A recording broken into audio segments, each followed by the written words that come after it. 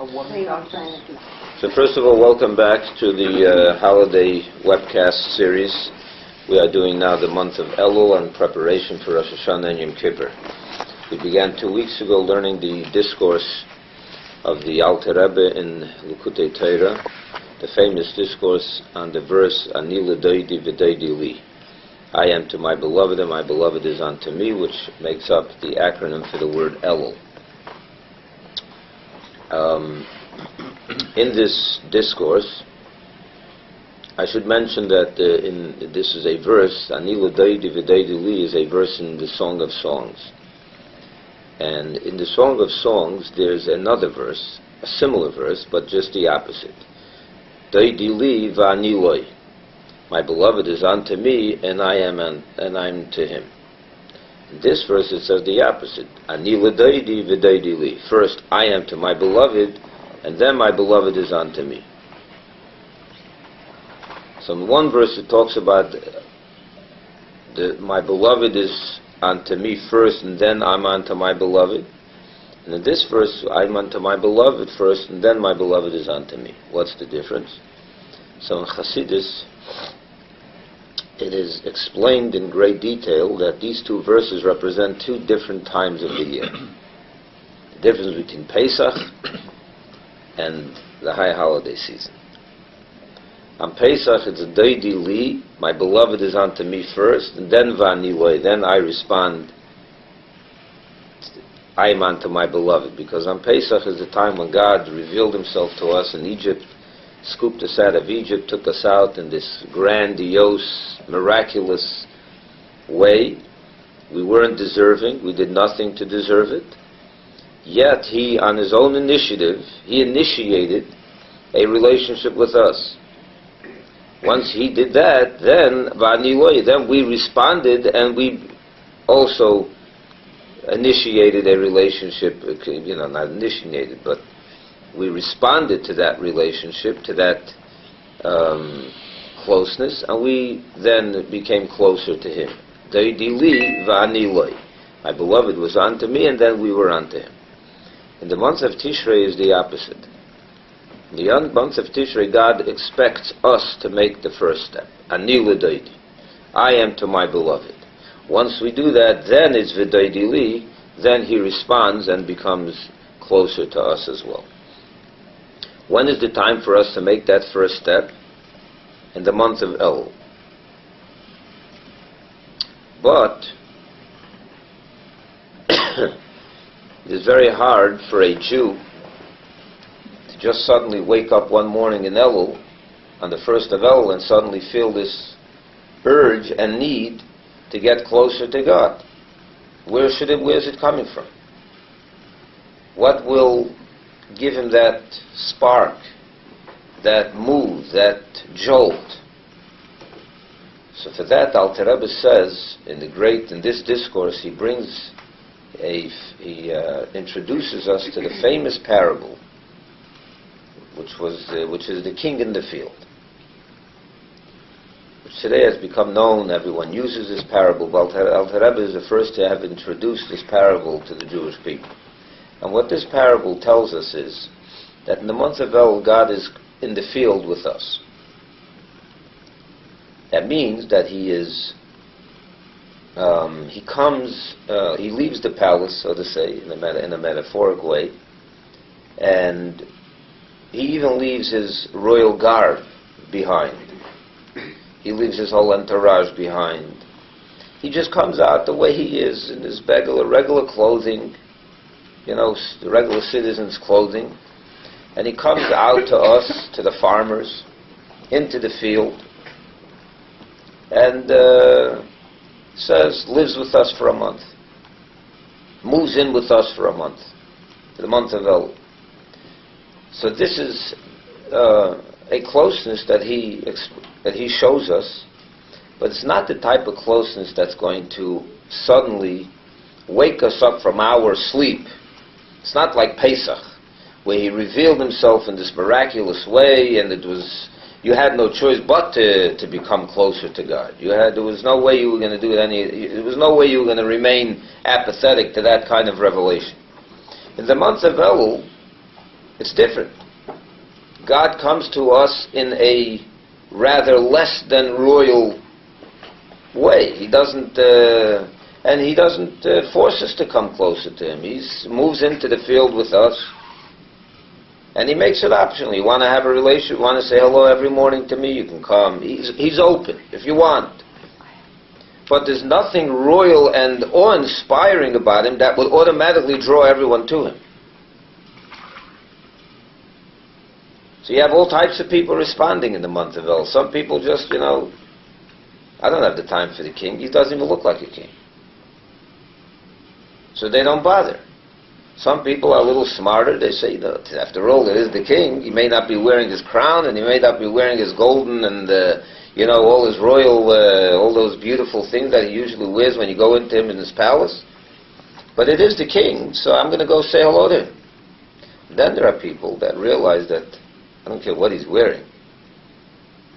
The king is here. I'm going to spend a month with him. So it's not the Pesach kind of revelation, where you could say, it's Ledodi li, my beloved is unto me, and he's sweeping me into this environment. The environment is very farm-like, very field-like.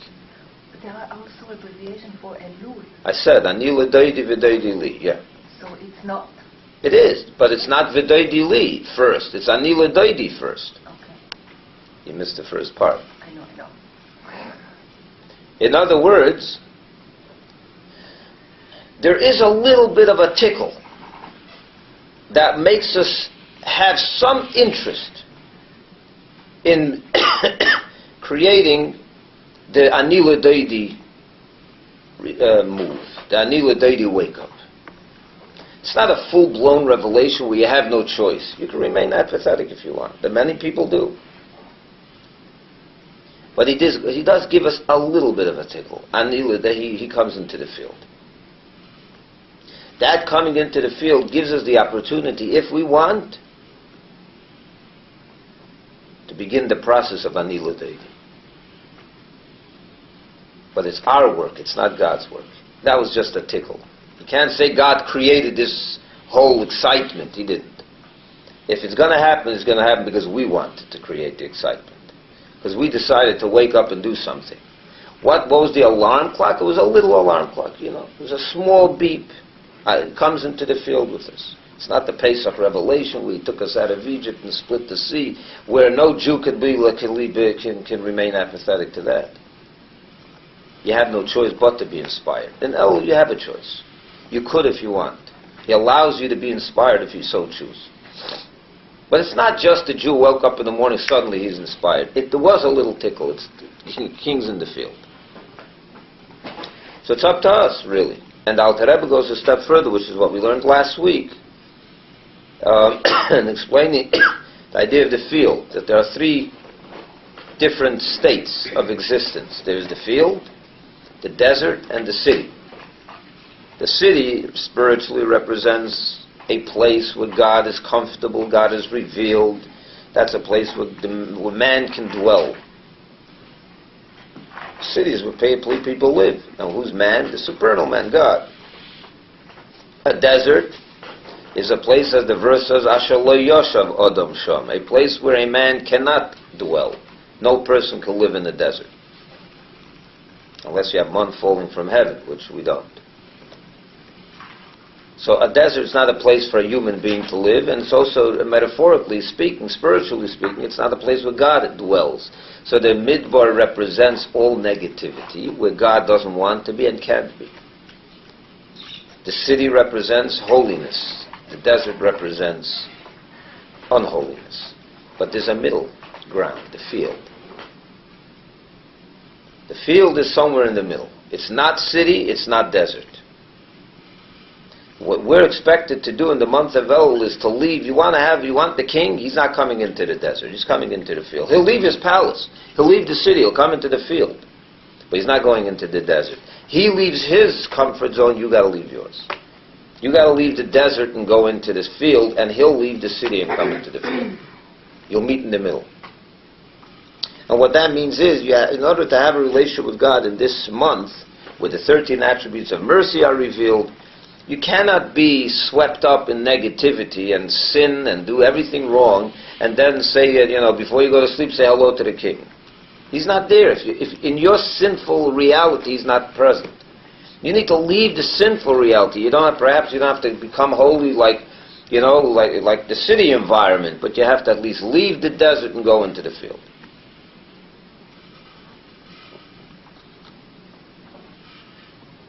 And where's the desert? The desert is the place where our souls got lost. Our souls get lost in the desert, in sin. So if you want to find your soul, you find the spark within, you got to look for it where you lost it. And this is what we spoke about last time, didn't we? Can't look at it, the old joke, they were looking for a lost object under the light pole. Not where it was lost, because over there it was dark, so they came to a place where there's some light. You're not going to find anything that way. You got to look for it where you lost it. In other words, you have to find out where your soul began to disconnect from Hashem, what's your weaknesses, where you let yourself fall, and that's where you got to pick yourself up. And then you can ask God for mercy to inspire you and to bring you back and to have an open relationship with God. What happens is when you start considering your whole past life and making the proper accounting of yourself, may bring about a contrite heart. It'll bring about a broken heart, which we need sometimes, to then arouse God to have mercy on us. What happens if none of this helps? Why aren't you feeling disconnected? You're disconnected, you don't feel the pain anymore. You're contemplating, you don't feel it. So we spoke last week again the parable of a person who cut off a leg. If you bang your foot in a hot iron, you're going to feel pain. But if the leg is no longer connected to your body and you bang it onto a hot iron, you're not going to feel the pain. Because it's disconnected. Sometimes we feel disconnected from Hashem. Sometimes the reason we don't feel spiritual pain, we don't feel that we don't feel anything, is because we're disconnected. The difference is, in the physical realm, when you're disconnected, sometimes you can't repair that anymore. But in the spiritual, you can always reconnect. You can always reconnect. So that's what we have to do in the month of Elul, to make that reconnection, to attach the leg and the whole body to Hashem again, so that your brain senses the pain. And then you'll feel contrite, you'll feel a broken heart, and you'll ask God for mercy, and He will have mercy on you. So that's the relationship between the king and the field. Then the rabbis are going to say, and this is what we're going to pick up today, what happens if all that doesn't help? It doesn't help. You're doing what you can to arouse mercy, to feel this, to realize how disconnected you are and that you want to reconnect. It just doesn't do it. What do you do then? What was your question? No, okay. Even if people that don't feel the pain, they still, if they don't have the leg, they have deficiency. They are aware that there is some deficiency. But if the disconnected leg bangs into a hot iron, it's not going to feel any pain in the brain. Yeah, you're right. Okay, so that's, of course he knows he's deficient. We also know we're deficient, but we're careless. It's not touching us in any deep way. Okay. I can have a rabbi tell me that I'm deficient, but I go back to my business. It doesn't really do anything to me. Why is that? It's not that he's not explaining it well. The rabbi is telling it to you in very, very vivid terms. And you yourself sit down for an hour, 2 hours to think about, contemplate your situation the last year, and recognize how this, you're not inspired. Spirituality doesn't mean much to you. Why is that? You have a soul. What could you do to fix that? So that's what the Alter Rebbe is going to say now. We are if you want to follow in the Hebrew, it is on page 64. On the right column, 7 lines from the bottom, right after the parentheses. Vim gam bezois. You see it?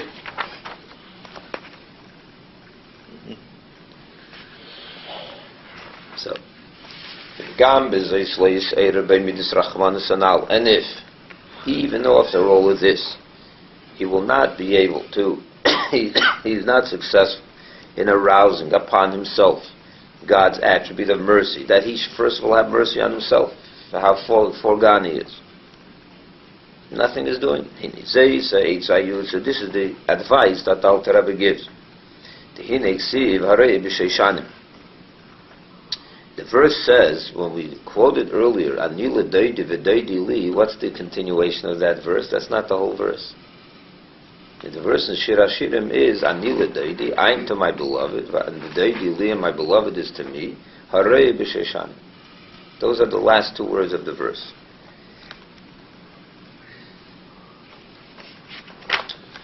Harei b'Sheishanim means who is flocking or shepherding in among the roses.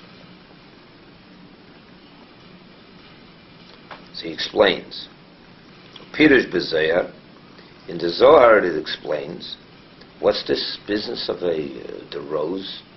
So he says, Ma sheishan is hapech megavin lova, seimek legavin chiver, alei isha, alei esha chulu.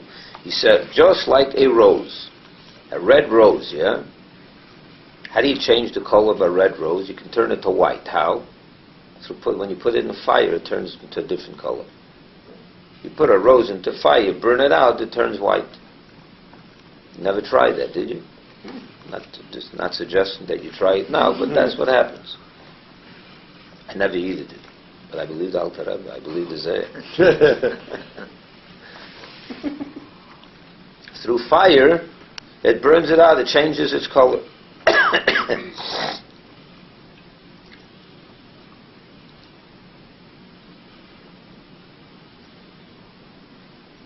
Kach in the same way, it says another verse, it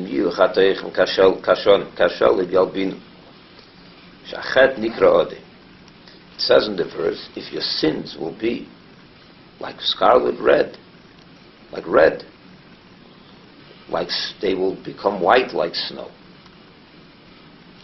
In other words, sin, he says, is associated with red.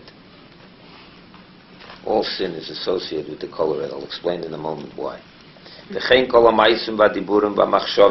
thing, all the deeds, words, and thoughts in matters of this physical world that are not godly, are also called red.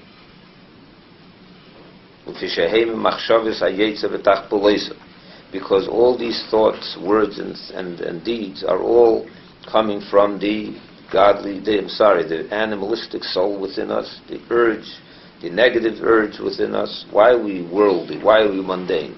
Because we have a human soul that's passionate about mundane things, not interested in God. So why is it associated with red? What is the cause for sin? Think about it. Why do we sin? You just explained, because we have a human soul in us that is that's naturally disposed to being self-centered and wanting more things in life and pleasures in life. That's what it is. Why does a person eat a cheeseburger? God forbid. Why? They like it. Because they like it. Who likes it? My son. So don't. So you like it. So if you like it, so who says everything you like you have to do? So you do like it. I know you like it. Don't do it. Why do they do it anyway? Right. The animal soul. Because they like it very much. They like it more than, they like it too much. That's the animal soul, is the blood within you.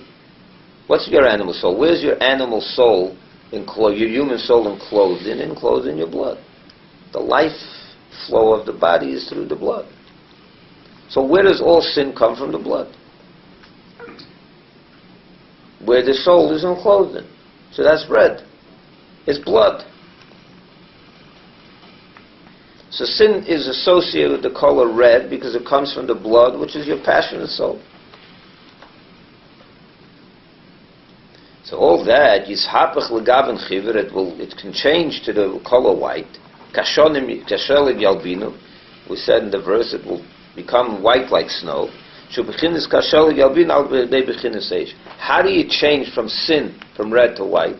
White represents the idea of holiness. Red represents the idea of unholiness. How do you change from red to white? Now, we said before, how do you change a rose from red to white? Through fire. So over here too, you change from sin to white, from red to white in your spiritual life through fire. What's the fire? So he says there's two types of fire. There's a heavenly, a higher level fire and a lower level fire. Generally speaking, what's fire? Fire is associated with the heart's passion. So on the negative side, it's the passion for, the Yetzer Hara, the negative soul. In the positive side, it's the love for Hashem. What's love? Love is passion. Fire, it's a fiery love, right? I'm on fire for my beloved. What does it mean you're on fire? Your heart is on fire. So you got to develop a fire for Hashem. And that burns out all your sin and turns it to white. So there's two types of fire for God. A higher level and a lower level. So he said, the higher level fire, and not all people merit such a high level love for Hashem. That's for tzaddikim. It's reserved for the holy, the really holy. The lower fire, who inyan sigufim v'tainis l'mayit chel b'vidame. Shem sitra de klipes nega, v'oz yer Hashem panim b'chin saras panim kenal. The lower fire every person can achieve. What is that? To burn out your sin. That is through fasting and depriving yourself the pleasures of life. To break a little bit your passion for pleasure. Where does the passion for pleasure come from? The klipa, from the unholy side. When you break that through today we don't fast as much, but certainly we could give in a little less to our bodily desires. That is the fire that breaks down, that turns the red into white. When you deny your... Yeah. Mm-hmm. Deny your pleasure. You deny yourself a little bit. Doesn't mean you should become a hermit. Doesn't mean you should become, fast and fast, where you no longer live a normal life. But you should know that when we grew up, I have to tell you this because people don't realize this. In the yeshiva, especially when you're 14, 15, 16, 17, one of the big, great emphasis had a Hasidic Farbrengen in the discourses that we learned in Tanya also in chapter 27. We'll get to when we do. It talks about this concept of iskafia, to break the negative side. So we were told, we were encouraged. Not every time you feel like eating a pizza, you have to eat it. Say no to yourself. Say no. What's wrong? It's kosher. Of course it's kosher. If it's not kosher, there's nothing to talk about. But even if it's kosher, you have to always eat what your stomach wants. You have to always look at what your eyes want to look at. Say no. It does wonders for your soul. Try it, you'll see. You have no idea. It burns out the negative side within you. So a Yid, that's Alter Rebbe is saying, a Yid that has no feeling for Judaism, for holiness, for spirituality, so far gone, as he described earlier. All this that was said before should inspire us, and if it doesn't, we remain apathetic. So thoughts are not going to do it anymore. It's just not doing it for you. The thought process of everything, and contemplating, and counting, and doing all this is not doing it. So you need something more than this, than intellectual stimulation. You need something else. Intellectuals usually get inspired by intellectual stimulation. But people that something happened in their soul where the intellect's just not doing it anymore, they need something else. What is this something else? We said before, you have to look for the lost object where you lost it.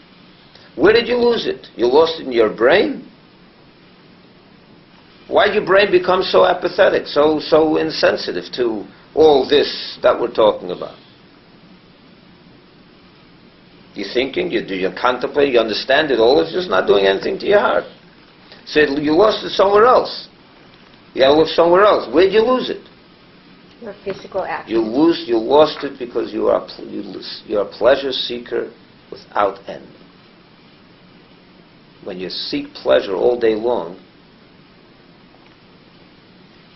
and your whole life is about seeking more pleasure for the body, more pleasure for the body, more money and more things and more food and more everything, so of course it's going to desensitize your mind, your brain.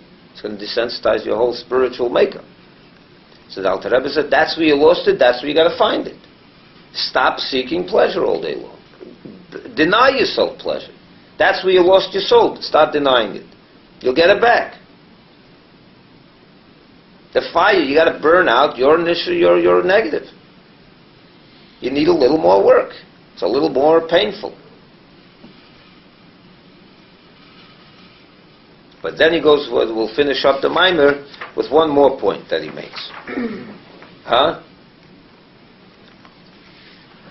I told you, the Alter Rebbe is they're very demanding. Almost every discourse he ends off with this, this curveball. You got to stop giving in to your pleasures. That's what he does. That's why he does. He asks why so few people like to learn Chassidus. That's because when you learn Chassidus, he tells you can't eat pizza anymore, and you shouldn't eat pizza anymore. You shouldn't seek pleasure. And at the end, that's what it comes down to, right? He didn't say anymore. He says you can eat pizza, just not every time you want it, right? It's a difficult, it's a demanding program. But yeah, it's demanding. But those that follow this program have a spiritual appreciation like no one else could ever have. And that's the Hasidic way. Isn't that what life is all about? That's what life is all about. But in order to have this life, you have to give up something. You can't have both at the same time. You can't have God and or the whole physical,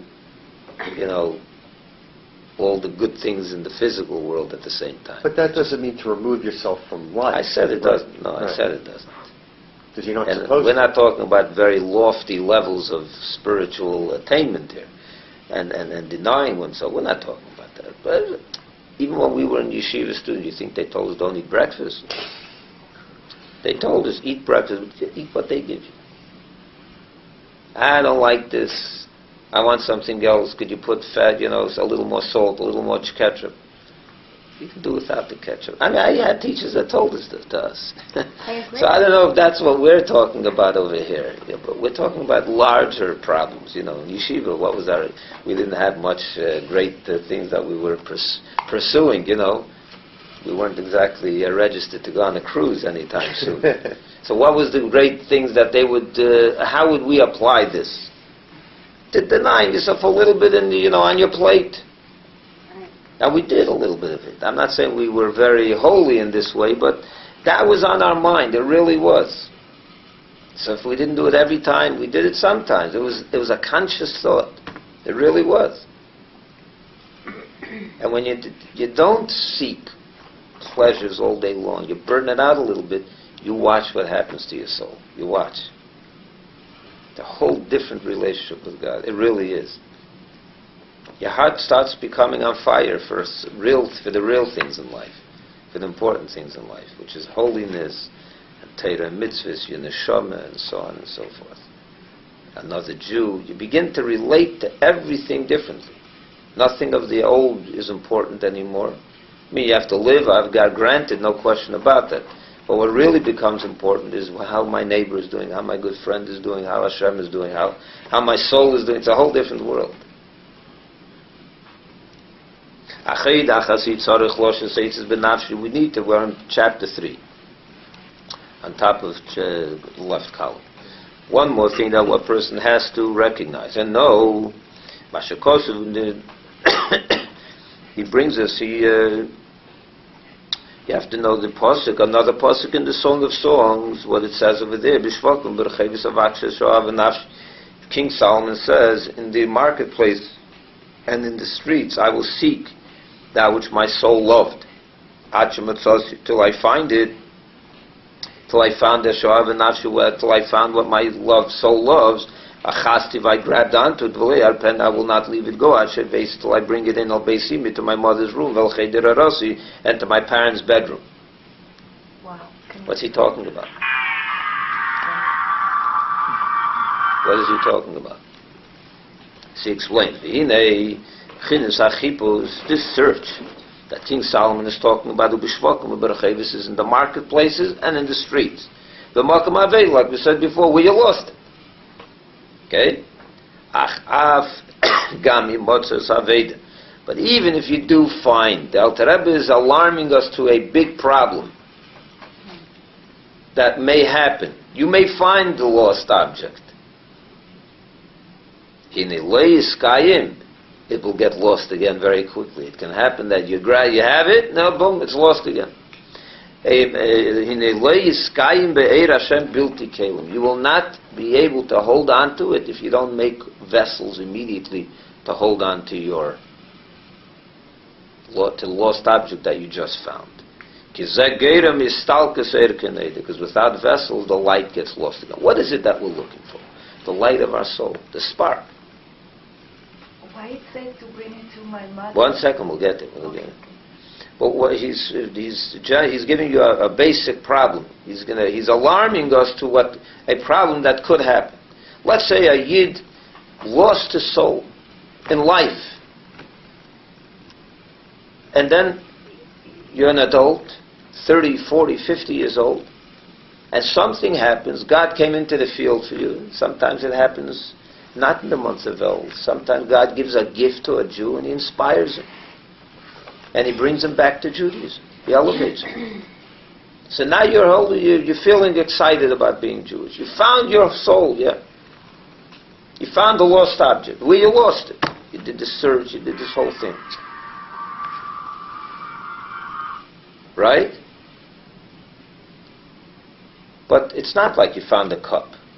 You're talking about a spiritual light, a spiritual spark, your soul. How do you hold on to it? How do you make sure it doesn't get lost again? You need to create vessels so that light can now be present. What are those vessels? My mother's room and my parents' bedroom. What is that? So King Solomon says, let's read that verse again. I went and searched it in the marketplaces, in the streets. Yeah, it's a metaphor for the soul. I found it. I seeked out that which my soul lost, meaning the inspiration for God, till I found what my soul loved. I held on to it, and I would not leave it go till I brought it into my mother's room and to my parents' room. So he held on to it till he made the vessels. What's the vessels? The parents' room. What is that? So he says, because without vessels, the light will dissipate again, will just disappear again. You'll lose it again. He says, the advice to make, what's the way to make proper vessels for the light of God? Those are the letters of Torah. The letters, learning Torah. The letters of the Torah, those are the best vessels for you in the Shabbat. Ki beis imi, my mother's house, zu Torah shebitzav. That's the written Torah. V'cheder heirasi, and my parents' bedroom, zu Torah shebapeh. This is the oral Torah. You mean in the womb? No. That's just a metaphor.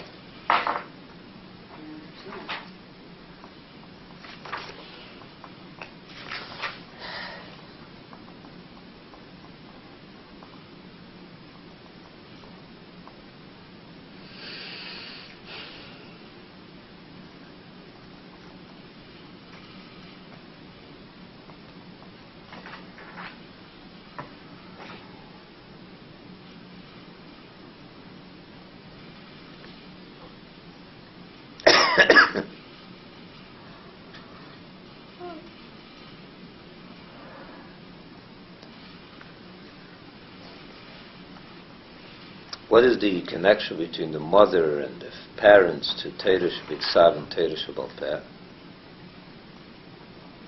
It says a mother is the source of her child.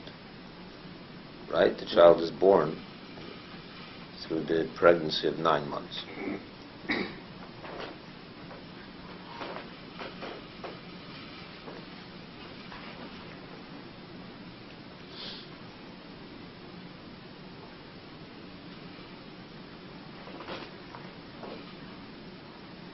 Look at this. Explain this.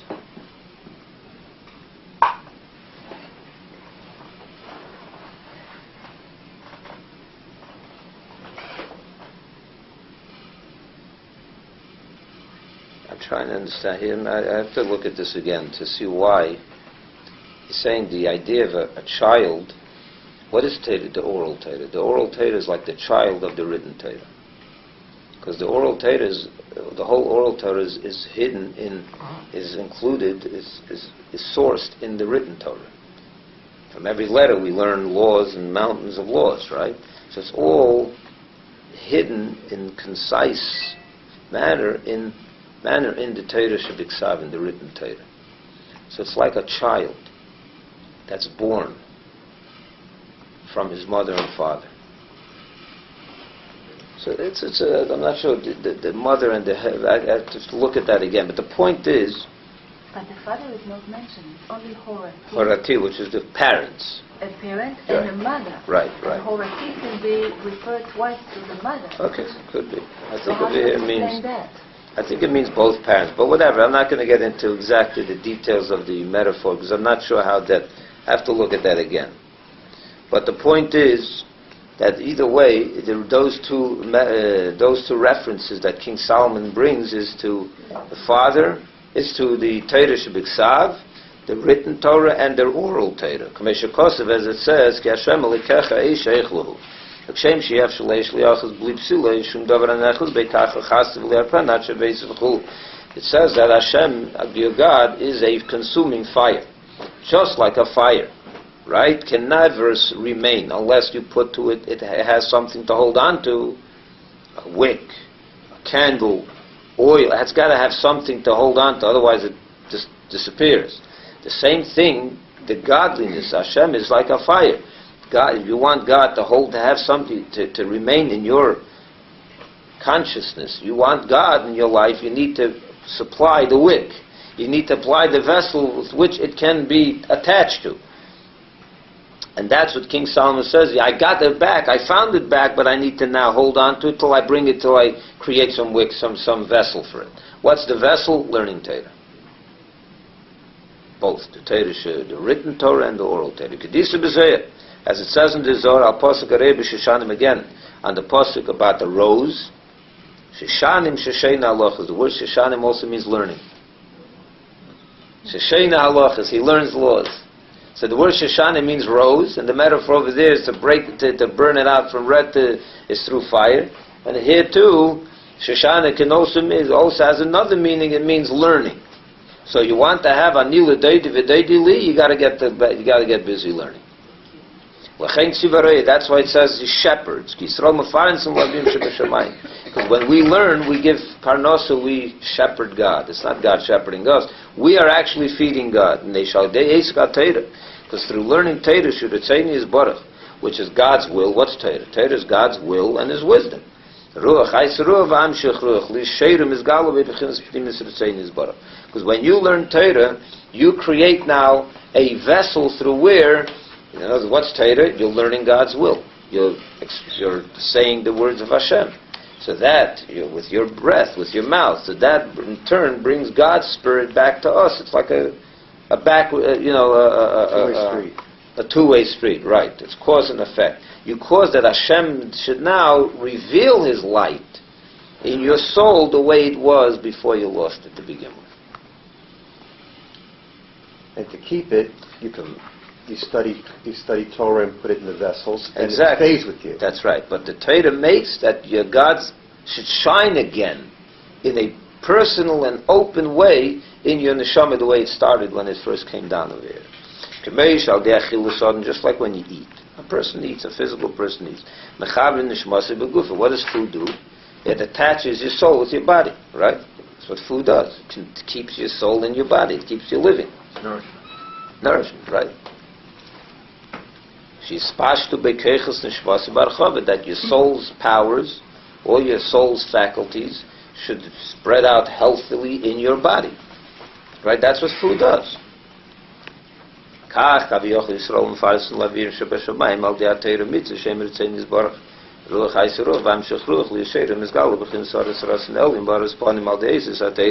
In the same way, when you eat and learn Torah, it's almost like they feed God. What does it mean they feed God?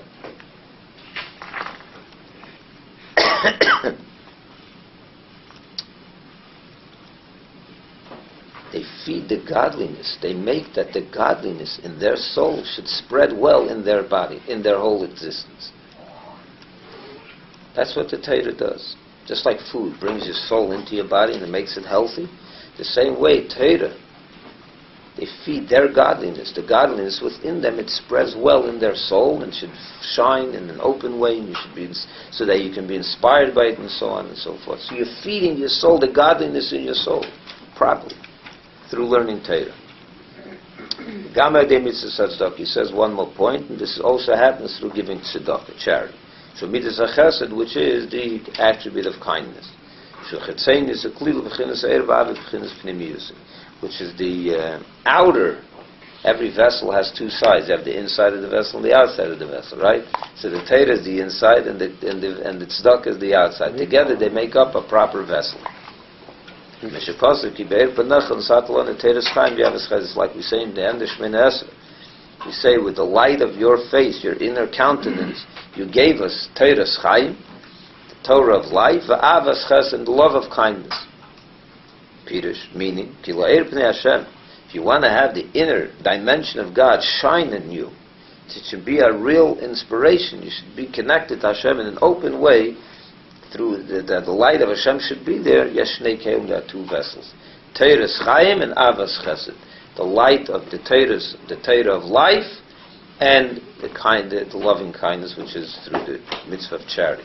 By the way, charity also has another benefit, that's also a good breakdown for you. So it also breaks into you a little bit, because you have to give money that you earned it, but you worked hard for it. You have to part from it and give it to someone else. If you're talking about denying yourself, right, burning it out from red to white, there's no better method than tzedakah. Of course, Torah is, once you have that, you need to learn Torah to keep it. Because if you don't, God's going to, you have an inspiration, you got excited, but then garnished it next to, again, just like before. You lose it again. They have to refine it. He's saying, stop already this hide-and-seek game. Just find it once and keep it. How do you keep it? Education, learning, and stuff. So that concludes the Maimer Ani Ledodi v'Ledodi Li. Alter Rebbe says very clearly that in the month of Elul we have a tremendous opportunity. A tremendous opportunity where God comes to us in the field. It's not this full-blown revelation of Pesach indeed. We need to first make that first initiation, but He does give us the ability to do it. He's present in our midst. He's not making miracles. You can choose to ignore it, but if you choose to connect, you could.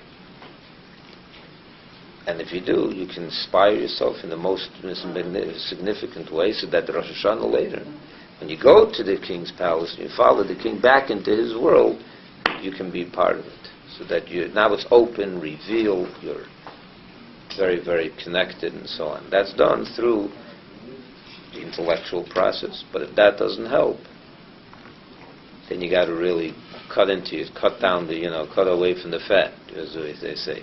Go on a good diet. Stop giving in to yourself so much. That's where you lost your sensitivity to spirituality. The more you ate, and the more and it's not the eating, it's the more giving into your passions. That's where you got to cut in a little bit. Shkoyach. Next week we'll do something on Rosh Hashanah already.